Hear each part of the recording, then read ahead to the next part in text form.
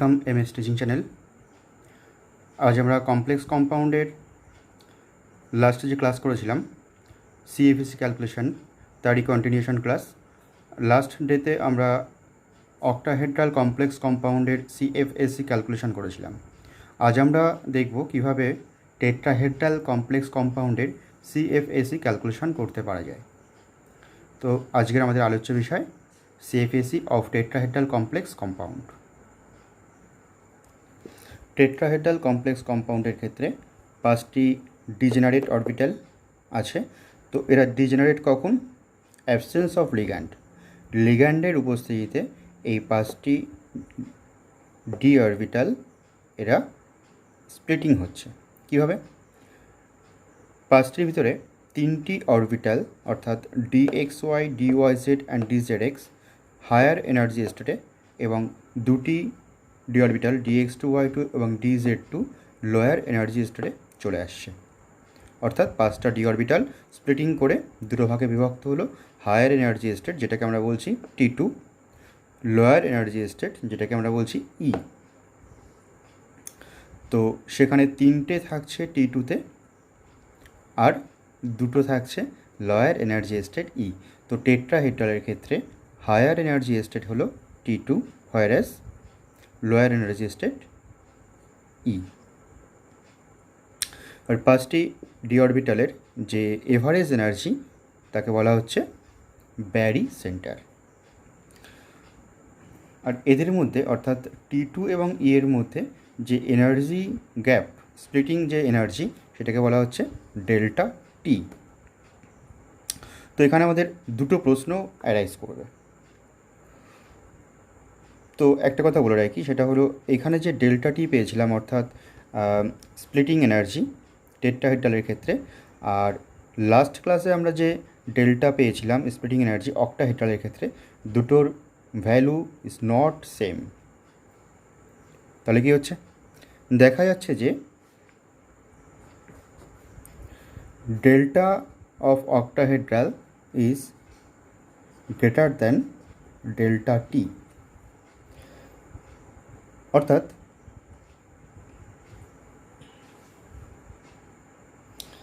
Tetrahedral splitting is always less than octahedral splitting. কী বললাম? Tetrahedral splitting is always less than octahedral splitting. তো এই যে ব্যাপারটা, তাহলে এখানে দুটো ঘটনা আমরা দেখতে পাচ্ছি। একটা হলো কেস নাম্বার 1 যেটা বললাম যে টেট্রাহেড্রালের স্প্লিটিং যেটা আছে ডেল্টা টি, তার মানটা অক্টাহেড্রালের থেকে কম। প্রথম প্রশ্ন হলো কেন কম?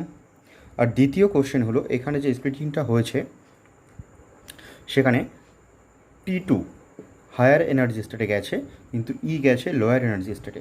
কিন্তু অক্টাহেড্রালের ক্ষেত্রে আমরা কী দেখেছিলাম? ঠিক এর উল্টোটা দেখেছিলাম, যেখানে E ছিল হায়ার এনার্জি স্টেটে এবং T2 ছিল, দ্যাট ইজ T2G ছিল লোয়ার এনার্জি স্টেটে। প্রশ্ন হলো কেন বিপরীত ঘটনা দেখছি? তো আমরা দুটো ঘটনাই আলোচনা করব। প্রথমে স্প্লিটিংটা কেন হচ্ছে, অর্থাৎ T2টা হায়ারে আর Eটা লোয়ারে কেন, সেটা একটু আলোচনা করি। দেখো এটা একটা টেট্রাহেড্রাল কমপ্লেক্স কম্পাউন্ড যার 4টে পজিশন, 4টে লিগ্যান্ড আছে, একটা। তো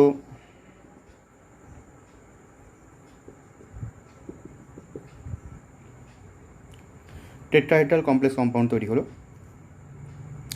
এবার দেখো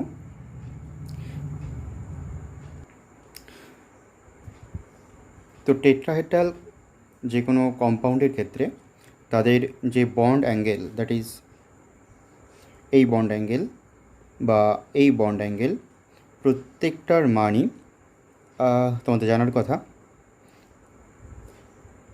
কত, সেটা 109 ডিগ্রি 28 মিনিট। অর্থাৎ টেট্রাহেড্রাল কমপ্লেক্সের প্রত্যেকটা লিগ্যান্ডের মধ্যে যে বন্ড আছে প্রত্যেকটা লিগ্যান্ড এবং মেটালের মধ্যে যে বন্ড আছে সেই বন্ডগুলোর মধ্যবর্তী অ্যাঙ্গেল 109 ডিগ্রি 28 মিনিট। তো এবার সাপোজ আমি তিনটে অ্যাক্সিস কল্পনা করছি। দেখো, এটা হলো মনে করো এক্স অ্যাক্সিস, এটা হলো ওয়াই অ্যাক্সিস। তাহলে এক্স অ্যাক্সিস আর ওয়াই অ্যাক্সিস এদের মধ্যবর্তী অ্যাঙ্গেল 90 ডিগ্রি। একই রকমভাবে এটা ধরলাম জেড অ্যাক্সিস, তো এদের মধ্যেও 90 ডিগ্রি। তাহলে দেখো, তিনটে অ্যাক্সিস তাদের মধ্যবর্তী অ্যাঙ্গেল হলো 90 ডিগ্রি, কিন্তু টেট্রাহেড্রালের ক্ষেত্রে যে লিগ্যান্ডের সঙ্গে সেন্ট্রাল মেটাল এলিমেন্টের যে বন্ড, সেই দুটি বন্ডের মধ্যবর্তী অ্যাঙ্গেল 109 ডিগ্রি 28 মিনিট। তার মানে এটা স্পষ্ট যে লিগ্যান্ডগুলো কিন্তু এই অ্যাক্সিস বরাবর থাকছে না, অর্থাৎ লিগ্যান্ডগুলো টেট্রাহেড্রাল কমপ্লেক্স কম্পাউন্ডে এই অ্যাক্সিস বরাবর অ্যাপ্রোচ করছে না। যদি অ্যাক্সিস বরাবর অ্যাপ্রোচ করতো তাহলে ওই লিগ্যান্ডের মধ্যবর্তী যে অ্যাঙ্গেল, বন্ড অ্যাঙ্গেল, সেটা 90 ডিগ্রি হতো, কিন্তু এখানে 90 ডিগ্রি নয়, 109 ডিগ্রি 28 মিনিট। তার মানে বলতে পারি যে এই লিগ্যান্ডগুলো এই অ্যাক্সিসের বিটুইন অ্যাক্সিস এরা অ্যাপ্রোচ করছে, অর্থাৎ এই যে অ্যাক্সিসগুলো আছে এই অ্যাক্সিসের মধ্যবর্তী অঞ্চল দিয়ে লিগ্যান্ডগুলো আসছে, অ্যাক্সিস বরাবর এরা অ্যাপ্রোচ করছে না।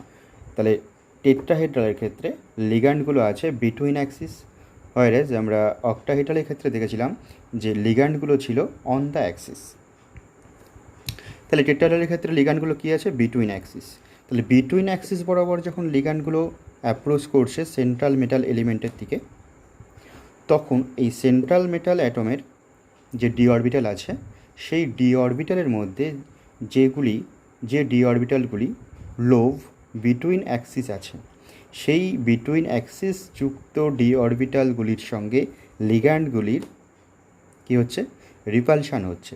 As a result D orbital দুটো পার্টে স্প্লিটিং হচ্ছে। কোন দুটো পার্টে? যে অরবিটালগুলো বিটুইন অ্যাক্সিস এবং যে অরবিটালগুলো অন দ্য অ্যাক্সিস আছে তারা। তাহলে বিটুইন অ্যাক্সিস বরাবর লিগ্যান্ড অ্যাপ্রোচ করছে মানে হলো ওই বিটুইন অ্যাক্সিস বরাবর লোভযুক্ত অরবিটালের সঙ্গে এদের রিপালশনটা বেশি হচ্ছে, অর্থাৎ এদের এনার্জিটা বেড়ে যাচ্ছে। তাই বিটুইন অ্যাক্সিস বরাবর যে অরবিটাল আছে তারা higher energy state, that is T2-তে চলে যাচ্ছে, আর অন দ্য অ্যাক্সিস যারা আছে তারা অপেক্ষাকৃত লোয়ার এনার্জি স্টেট E-তে নিচে চলে আসছে। তো এই হলো অক্টাহেড্রালের সঙ্গে টেট্রাহেড্রালের স্প্লিটিংয়ের ডিফারেন্স। তো এবার আমরা জানবো এই ডেল্টা OH এর মানটা ডেল্টা টি এর থেকে বেশি কেন, সেটা একটু দেখে নিই। চলো। Tetrahedral splitting is always less than octahedral splitting because in octahedral complex 6 ligand approach on the axis. As a result, more electronic repulsion occur. Number 2, in tetrahedral complex 4 ligands are present surrounding central metal atom, whereas for octahedral 6 ligands are present. Mainly এই দুটো কারণের জন্যই delta OH অর্থাৎ splitting energy of octahedral is more than tetrahedral. তো তোমরা এই দুটো কারণ খাতায় অবশ্যই নোট করে নাও। সাথে এই দুটো পয়েন্টও খাতা লিখে নেবে। Number 1, Hund's rule is followed in tetrahedral কমপ্লেক্সেস। তো আমরা অক্টাহেড্রাল কমপ্লেক্সের ক্ষেত্রে দেখেছিলাম সেখানে হুন্স রুল ফলো কোনো এক ক্ষেত্রে হচ্ছে, এক ক্ষেত্রে হচ্ছে না। কোথায় হুন্স রুল ফলো হচ্ছে? উইক ফিল্ড লিগ্যান্ডের ক্ষেত্রে, বাট স্ট্রং ফিল্ড লিগ্যান্ডের ক্ষেত্রে ইলেকট্রনগুলো পেয়ার্ড হচ্ছে due to low pairing energy. কিন্তু টেট্রাহেড্রালের ক্ষেত্রে always Hund's rule is followed due to the splitting energy is lower than octahedral complex. তো টেট্রাহেড্রাল কমপ্লেক্সের ক্ষেত্রে এনার্জি লোয়ার হওয়ার জন্য কি হচ্ছে? লোয়ার হওয়ার জন্য ওর পেয়ারিং এনার্জি থেকে স্প্লিটিং এনার্জি কম হচ্ছে। তো স্প্লিটিং এনার্জি যদি কম হয় তাহলে সেটা পেয়ার হবে না, অর্থাৎ অর্থাৎ হুন্ডসের রুলটা এক্ষেত্রে ফলো হবে। তো অ্যাকচুয়ালি একটু ডায়াগ্রামের সাহায্যে বোঝাই, দেখো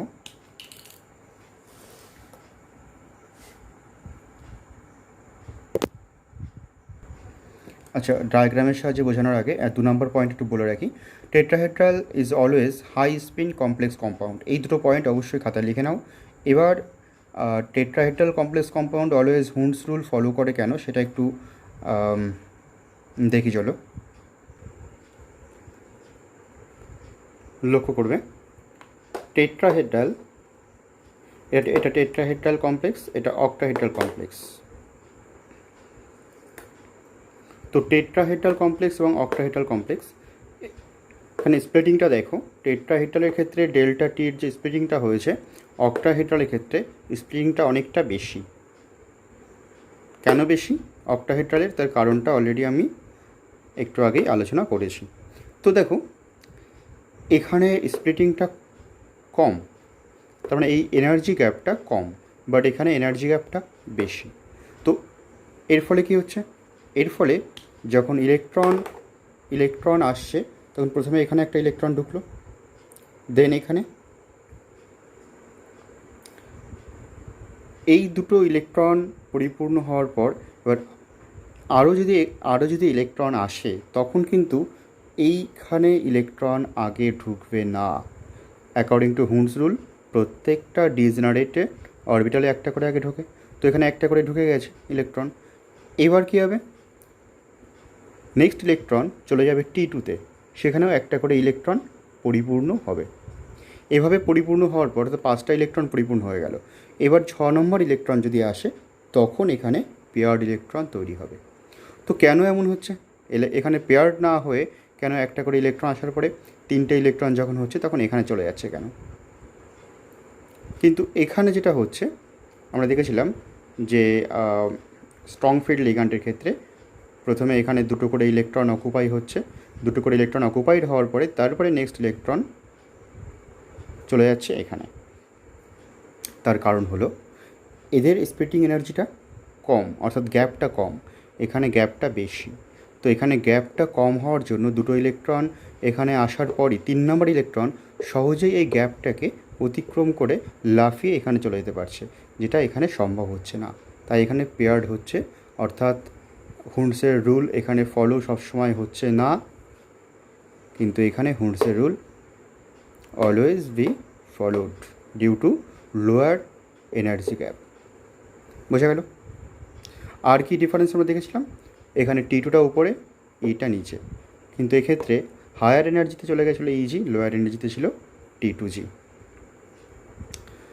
তো একই রকমভাবে টেট্রাহেড্রালের ক্ষেত্রে হায়ার এনার্জিতে প্রত্যেকটা ইলেকট্রনের জন্য যে এনার্জি ডিস্ট্রিবিউটেড হবে সেটা হলো 0.4 ডেল্টা টি, কিন্তু এখানে ছিল 0.6 ডেল্টা টি। আর লোয়ার পার্টের জন্য -0.6 ডেল্টা টি, কিন্তু এখানে ছিল -0.4 ডেল্টা জিরো, এটাও ডেল্টা জিরো। ওকে, এবারে আমরা সিএফএসি ক্যালকুলেশন করব। চলো দেখো D1 ইলেকট্রনিক কনফিগারেশনটা কী হবে, অর্থাৎ ডি কক্ষকে যদি একটি ইলেকট্রন থাকে দেন টেট্রাহেড্রাল কমপ্লেক্স কম্পাউন্ডের ক্ষেত্রে প্রথম ইলেকট্রনটা ঢুকবে ইতে, তাহলে ইতে আসছে E1 একটা ইলেকট্রন। কেন, ডায়াগ্রামটা দেখে নিই। তো টেট্রাহেড্রালের ক্ষেত্রে লোয়ার এনার্জি স্টেটে ছিল ই, হায়ার এনার্জি স্টেটে T2, তাহলে ইতে আগে ইলেকট্রন ঢুকবে, তাহলে এখানে আগে একটা ইলেকট্রন ঢুকছে, দ্যাট ইজ E1, তো number of unpair electron is 1। এবার সিএফএসি কত হবে, crystal field stabilisation energy for D1 tetrahedral complex compound কত হবে দেখি। তো আমি বলেছিলাম যে ডায়াগ্রামের লোয়ার যে পার্ট সেই পার্টের ক্ষেত্রে এদের এনার্জিটা হয় -0.6 ডেল্টা টি, এবং হায়ার পার্টের ক্ষেত্রে হয় +0.4 ডেল্টা টি। দেখে নাও, লোয়ার পার্টের ক্ষেত্রে -0.6 ডেল্টা টি, হায়ারের ক্ষেত্রে 0.4 ডেল্টা টি। তাহলে এক্ষেত্রে ইলেকট্রনটা আছে ইতে, একটা ইলেকট্রন, তাহলে প্রতিটা ইলেকট্রনের জন্য যেহেতু ই লোয়ার পার্টে আছে, প্রতিটা ইলেকট্রনের জন্য যে এনার্জি ডিস্ট্রিবিউটেড হবে সেটা -0.6 ডেল্টা টি। তাহলে সেক্ষেত্রে সিএফএসি হবে 1 into -0.6 delta T, that is -0.6 delta T. বোঝা গেল ওটা? এবার একই রকমভাবে আমরা ডি টুটা করব। দেখো ডি টুর ক্ষেত্রে নাম্বার অফ টোটাল ইলেকট্রন থাকছে দুটো, সে দুটো ইলেকট্রনই চলে যাচ্ছে কোথায়? ইতে, that is E2। Number of unpaired electron is 2, তো সিএফএসি কত হবে? -0.6 delta T into 2, that is -1.2 delta T. Okay, D3 electronic সিস্টেমের ক্ষেত্রে দেখো, তাহলে টোটাল ইলেকট্রন তিনটে ইলেকট্রনের ভিতরে প্রথম দুটি ইলেকট্রন অর্থাৎ একটা করে ইলেকট্রন ইতে প্রবেশ করছে। ডায়াগ্রামটা ফলো করো। তো D3, তারপরে তিনটে ইলেকট্রনের ভিতরে প্রথম দুটো চলে যাচ্ছে কোথায়? ইতে। নেক্সট ইলেকট্রন, এখানে কিন্তু পেয়ারিং হচ্ছে না, যতক্ষণ আনপেয়ার্ড অবস্থায় ইলেকট্রন ট্রানজিশন হতে পারে ততক্ষণ হবে, দেন পেয়ার্ড। তো এবার নেক্সট 3 নম্বর ইলেকট্রন এখানে কিন্তু পেয়ারিং না হয়ে চলে যাচ্ছে কোথায়? T2তে। তাহলে সিএফএসি ক্যালকুলেশন কী হবে? দেখো ইতে আছে মোট দুটো ইলেকট্রন, এর ক্ষেত্রে মোট এনার্জি কত? -0.6, তাহলে -0.6 ডেল্টা টি ইন্টু 2 প্লাস T2তে আছে একটা, তাহলে সেক্ষেত্রে 1 ইন্টু 0.4 ডেল্টা টি। তাহলে আলটিমেটলি কত হচ্ছে সিএফএসি দেখে নাও।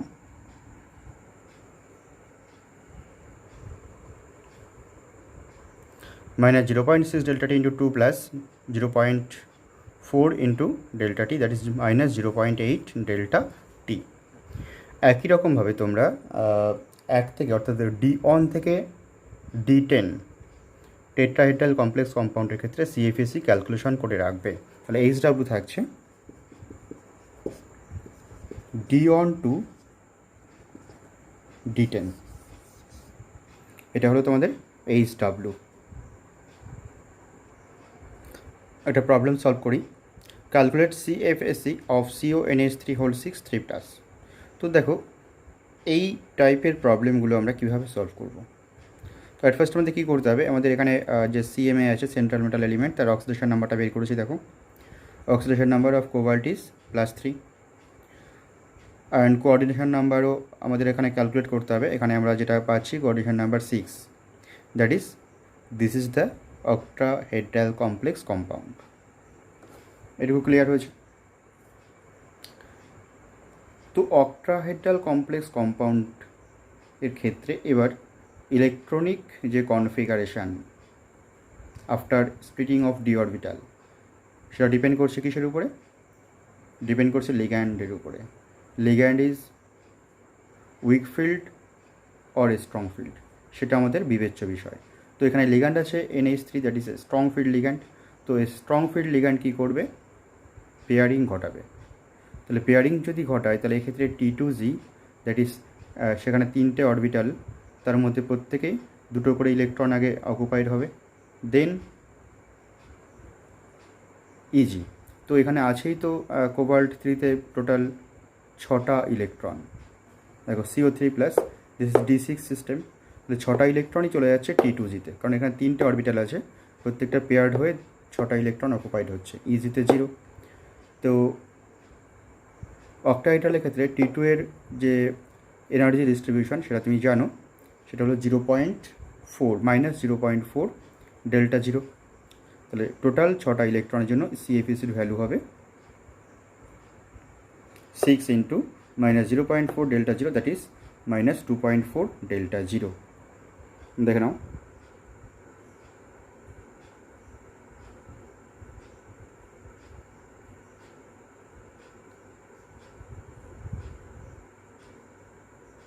Next question. give the electronic configuration of the following complexes on the basis of CFT. তো ফার্স্ট আছে COF6(3) কীভাবে করবো দেখো এগুলো। তো এখানে সেন্ট্রাল মেটাল অ্যাটম CO, যার oxidation state +3, so it is D6 system. তো D6 সিস্টেম যদি হয় সেক্ষেত্রে অক্টাহেড্রাল কমপ্লেক্স কম্পাউন্ডের ইলেকট্রনিক কনফিগারেশান কী হবে? T2G আর EG। তো T2Gতে 6টার মধ্যে কটা ইলেকট্রন যাচ্ছে নিজেরা বুঝতে পারবে। যেহেতু F উইক ফিল্ড লিগ্যান্ড, তাহলে প্রথমে প্রত্যেকটাতে একটা করে ইলেকট্রন ঢুকবে, দ্যাট ইজ T2Gর 3টে অরবিটালে 3টে ঢুকছে, EGর দুটোতে দুটো ইলেকট্রন প্রবেশ করছে, তাহলে 5টা ইলেকট্রন প্রবেশ করে গেল। নেক্সট ইলেকট্রন এবার কী হবে, অর্থাৎ রেস্ট যে ইলেকট্রনটা আছে সেটা এবার T2Gতে পেয়ারিং হচ্ছে। তাহলে আলটিমেটলি T2Gতে হলো 4, T2G4 এবং EG 2। দেন নেক্সট কমপ্লেক্স আছে FeCN(6)4-। একই রকমভাবে it is Fe2+ central metal element D6 system. যেহেতু CN স্ট্রং ফিল্ড লিগ্যান্ড, সুতরাং এখানে আগে পেয়ারিং হবে, অর্থাৎ T2Gতে 6টা ইলেকট্রন ঢুকবে, দেন EG 0। Next compound CuNH3(6)2+। একই রকমভাবে NH3 স্ট্রং ফিল্ড লিগ্যান্ড হওয়ার জন্য T2Gতে 6টা, EGতে 3টে। Next question, explain why FeH2O(6)3+ has magnetic moment 5.92 bm, whereas FeCN(6)3- is 1.74 bm। তো আনসারটা নিজেরা চেষ্টা করবে, আমি জাস্ট একটু বলে দিই।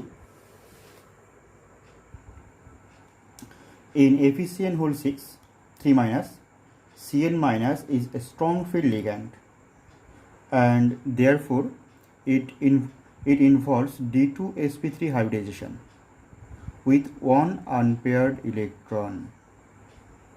But in FeH2O(6)3+, here aqua, that is H2O, is weak field ligand. As a result, it involves sp3d2 hybridization with 5 unpaired electrons. এবার বুঝতেই পারছো আনপেয়ার্ড ইলেকট্রন দুই ক্ষেত্রে দুরকম হচ্ছে। এবার নিজেরা ঠিকঠাকভাবে লিখো, আমাকে জানিও পারলে কিনা। Next question, arrange the following complex ion according to CFSE value. তো কম্পাউন্ড তিনটে দেখে নাও, CrCl(6)3-, CrNH3(6)3+, অ্যান্ড CrCN(6)3-। তো দেখো এখানে তিনটে কমপ্লেক্স কম্পাউন্ডেরই সেন্ট্রাল মেটাল এলিমেন্ট হলো ক্রোমিয়াম, Cr। তো ডিফারেন্সটা কোথায়? ডিফারেন্সটা আছে লিগ্যান্ডে। ফার্স্ট এটা Cl, দেন NH3, দেন Cn। তো CFSE ভ্যালু কী কী বিষয়ের উপর নির্ভর করে আমি লাস্ট ক্লাসে আলোচনা করেছিলাম।